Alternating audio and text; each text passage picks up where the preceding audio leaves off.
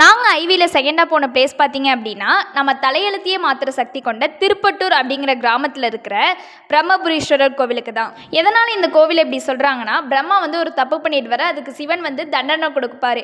அப்போ பிரம்மா வந்து தன்னோட தப்பை உணர்ந்து இந்த கோவிலுக்கு வந்து சிவலிங்கத்தை வச்சு வழிபட்டு இருக்காரு.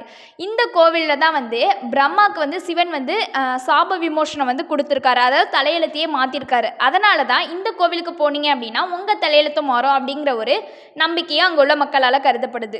அது மட்டும் இல்லாமல் அங்கே 16 பட்டைகள் கொண்ட சிவலிங்கமும் வந்து இருக்குது. அப்புறம்லாம் அங்கே உள்ள மக்கள்லாம் ஒரு நம்பிக்கையும் வச்சுருக்காங்க.